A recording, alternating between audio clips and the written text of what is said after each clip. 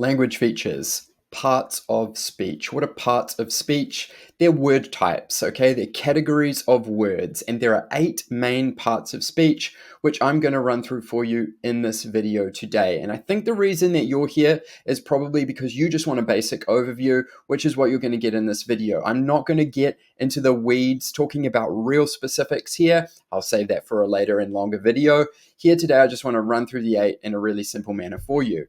Now, accompanying this video in my slides, you'll see these nifty definitions for each part of speech, and I've got a downloadable PDF in the description where you can make these little flashcards, which will help you learn what these 8 parts of speech are if you're preparing for an exam or even if you're just trying to boost your skills in the English language. So let's get straight into the first part of speech, nouns.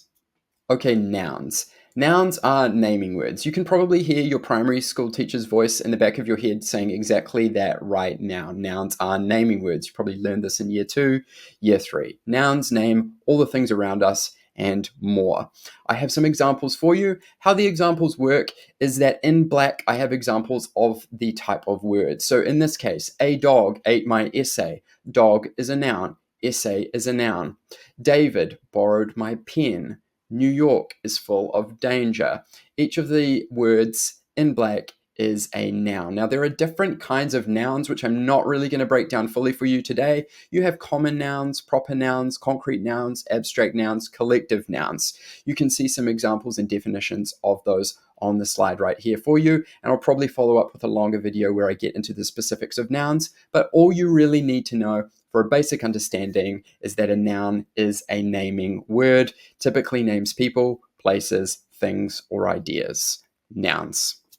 Okay, you probably thought that verbs were coming up next, but no, my friend, we're going into pronouns. What are pronouns? Well, pronouns replace nouns, which is why I'm going into pronouns next. They stand in for people, places, things, or ideas. Okay, John is great. John is a name. It is a noun. But the pronoun here is he. He is lovely. Because he replaces John, it stops the sentence from reading, John is great, John is lovely, which would be kind of repetitive and a little bit weird if somebody actually said that to you. They are coming for tea, they being a pronoun.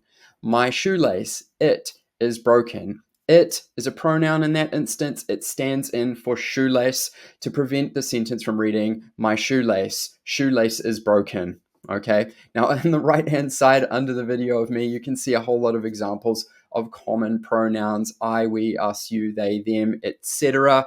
All of these things stand in for nouns. They replace nouns, and they typically just make our writing and our speech a little bit more natural and easier to understand. So that's pronouns. They stand in for nouns. Okay, we got to verbs, my friend. Verbs. If nouns are naming words, then you probably remember your primary teacher saying to you that verbs are doing words, okay? These are action words. They also relate to states of being, okay? The way that I always think about them is, yeah, verbs are doing words, okay? The shuttle flew into space. It flew, that is the thing it was doing, then it is a verb. I am going to make cake. I'm going to make the cake. The process of making, it's a verb. The dog looked at me, okay? The action of looking, it looked, that is a verb. Now, there are different kinds of verbs. Again, I have some definitions for you straight under the video. Action verbs, okay, used to show what somebody is doing. Linking verbs, these often kind of connect subjects within a sentence. And these weird thing called auxiliary verbs, which essentially help or support a main verb. Now, again, I could really get into the weeds about this, but you're probably watching this video because you want a basic overview. So all you really need to know is that a verb is a doing word. It's an action word. It relates to states of being, things happening, verbs. Okay, adjectives. I'm going to put it out there that I think adjectives are probably my favorite of the 8 parts of speech. What do adjectives do? Well, they basically describe nouns. They modify nouns. They give us more information. Let's look at my 3 examples for you today. The fluffy cat had a nap. Okay, that sentence could read, the cat had a nap, but we insert an adjective like fluffy to describe the cat in more detail. It helps us to imagine it. The creaky door groaned. Creaky, it gives us more information. It modifies our impression of the door. His sparkling blue eyes. Sparkling and blue in both instances are adjectives describing the noun in the sentence, which is the word eyes. And colors, generally speaking, are adjectives. If we talk about the blue sky or the green grass, in both instances, the color blue and green is an adjective describing the two nouns, the sky and the grass. Now, a really just important tip that I do just want to spend a moment talking about here, particularly for my people who are doing exams like the NCEA Unfamiliar Text exam, or also for people doing internal assessments that require you to, say, do some creative writing, is to understand that adjectives can have positive or negative connotations. In other words, they can have a positive feeling or a negative feeling. And if we're trying to, say, craft a piece of writing which is really uplifting and happy, then obviously we're going to use a lot of adjectives with positive connotations, good vibes, good feelings. If we're going for something really sinister and moody and dark and scary, then we might use a lot more adjectives with negative connotations. This is a really good tip for the NCEA Unfamiliar Text exam, because when you're reading descriptive prose or poetry, keep an eye out for those adjectives. They're really important to how the mood or feeling in the text is established. So I wanted to spend a little bit more time explaining that to you because I feel like that's a great tip from me. Adjectives.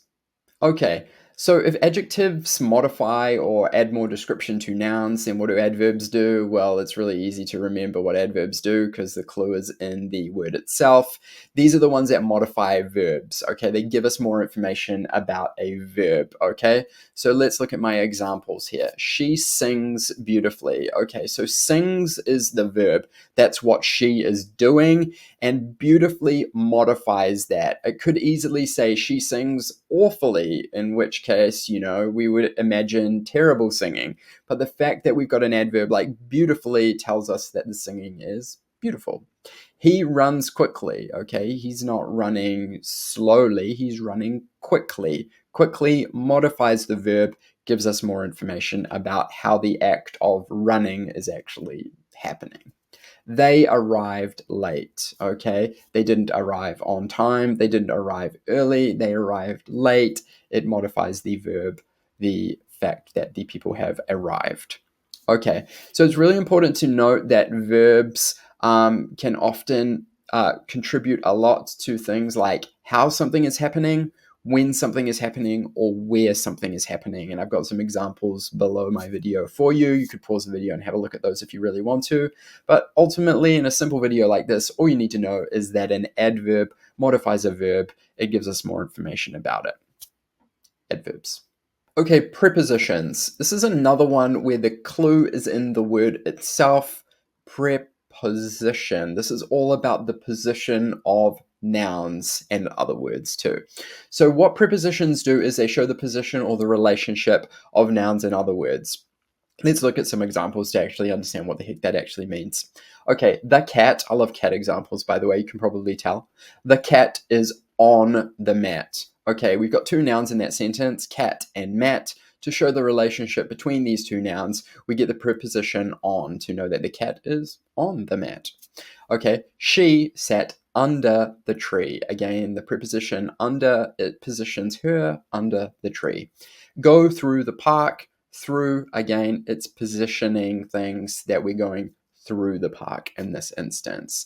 So what prepositions are really important for is establishing the time, the place, the directional movement, and the relationship. And you'll notice that in my example just below in the video here, you'll see that in some instances there are overlaps where the same prepositions can relate to time and place and direction and relationships, and that really depends on what's happening within the sentence and the phrasing of it itself. But the basic thing you need to know is that a preposition just shows the position or relationship of two different things and potentially more. Prepositions. And now we're going to talk about conjunctions. Maybe you figured out what I was trying to do there. Conjunctions, what do conjunctions do? Okay, they're connecting words, right? They join words, phrases, clauses. I like chocolate and berry, okay? Eat now or later.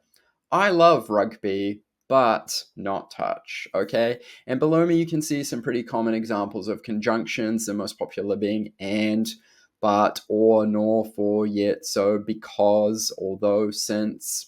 So essentially, these are the words that you often see within a sentence that are kind of connecting words, phrases, or what we call clauses, ideas within a sentence. So conjunctions, connecting words. Wow, it's the end of the video.